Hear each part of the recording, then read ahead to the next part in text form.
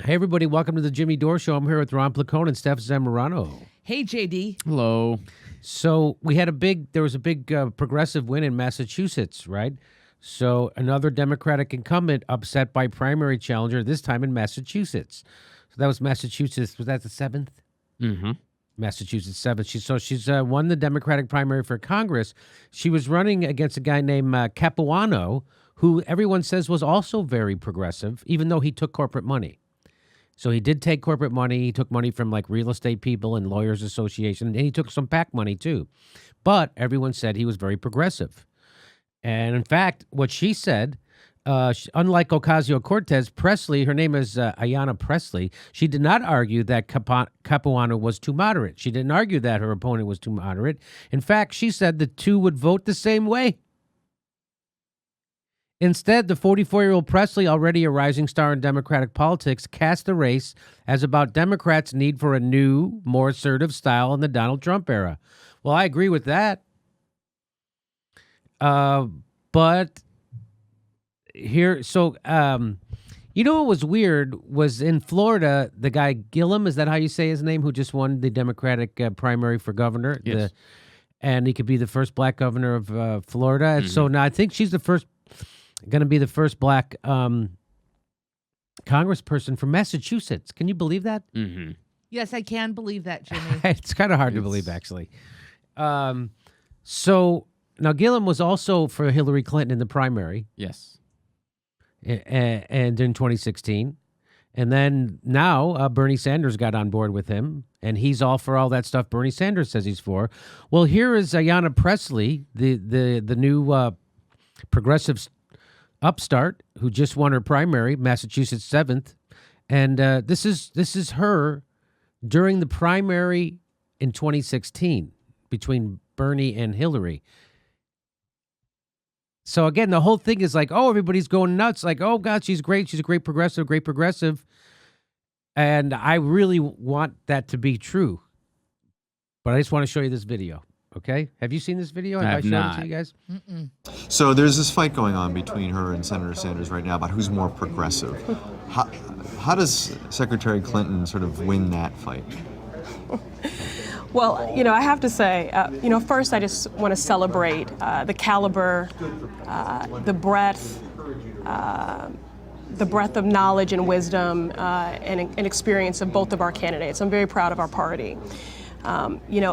I have to say, in terms of this debate, it really does agitate me. I don't know if there was some sort of secret meeting of progressives that determined what defines a progressive. And I'm really tired of people sort of trying to mansplain to me what that is. I am an unapologetic.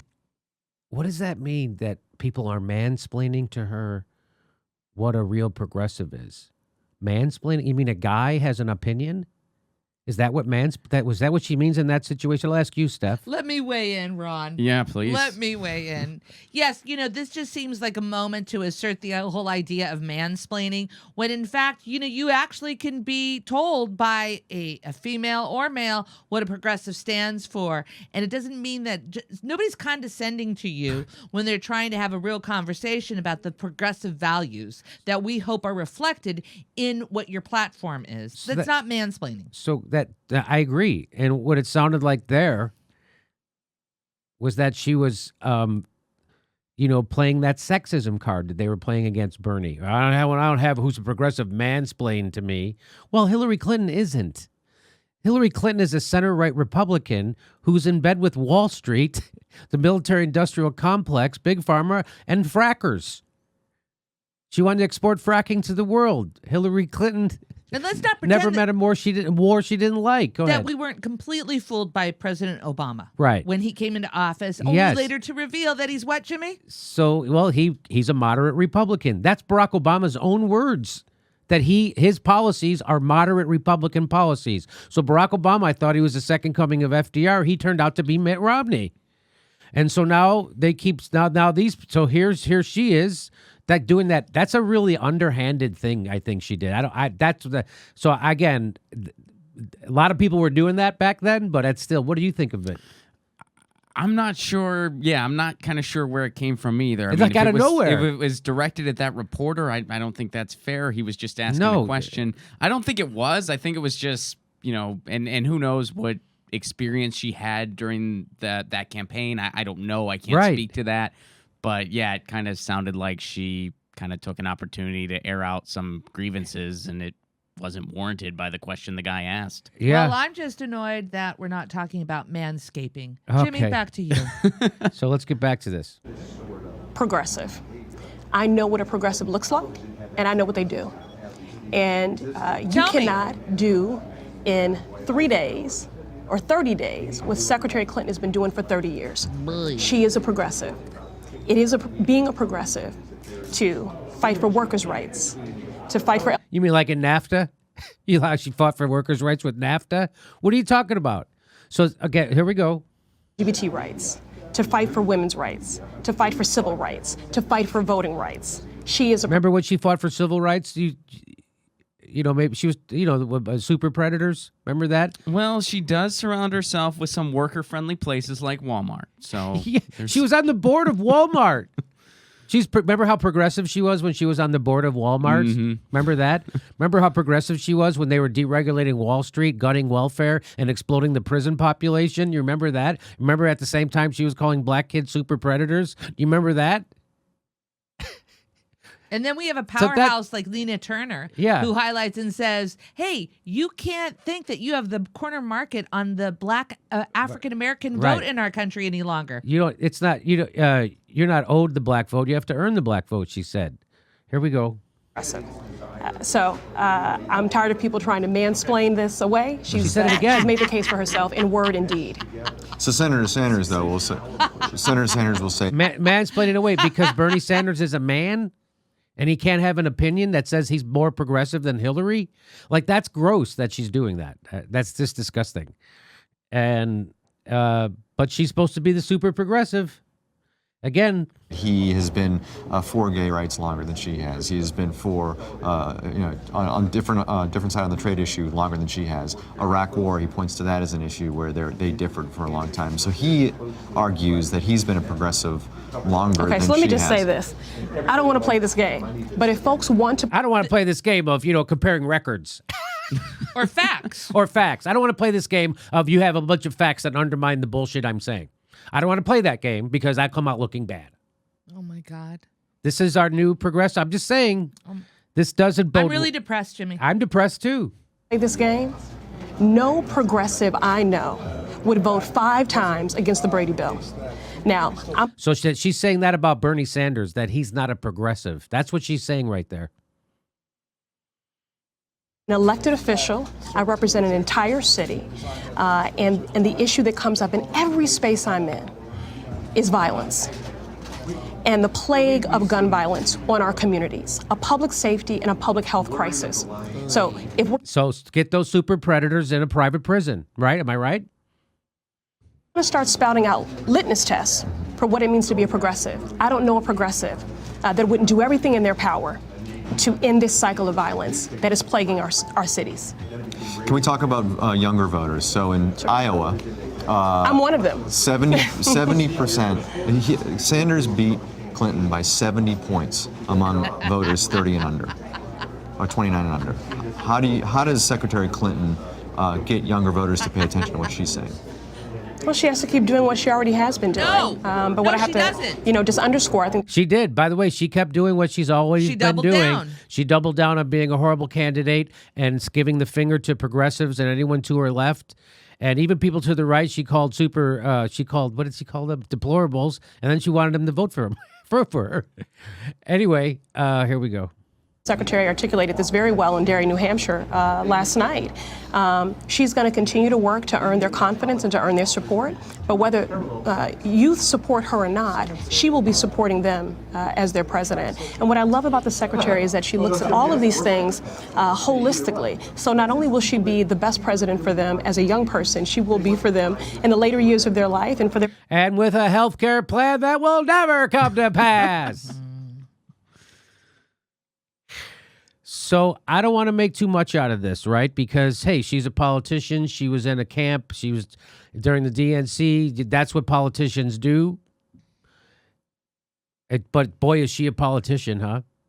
And boy, she can really mess up the term progressive whenever she feels like it, huh? Wow. So I don't know. I'll throw it over to my panel. What anything to make? I mean, am I making too much out of this? Does this make you nervous? I know you already said it made you depressed. Well, it's definitely a disappointing interview on many levels. I mean, I don't know, because I mean, this happened during the primaries, right? Like, so isn't the point of when she kept saying like, I don't want to have this, I don't want to do this. It's like the point of the primary is for different candidates to discuss issues and decide on who has the best policies so that the person that wins that primary is the best in the general. And I just mansplained primaries to everybody. I'm sorry. Yeah, I realized that's just what I did. I was going to point it out any second. I do not need you to mansplain.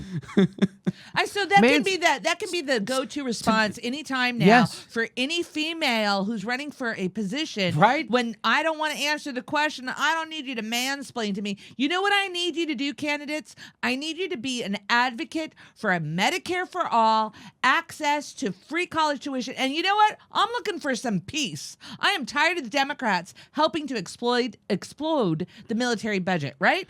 Well, she's supposed to be for those things, Steph. She says she's for those things. So, I mean, and she ran against a guy who also had a good progressive voting record, apparently. And a lot of people thought, she even says, I'm going to vote the same way.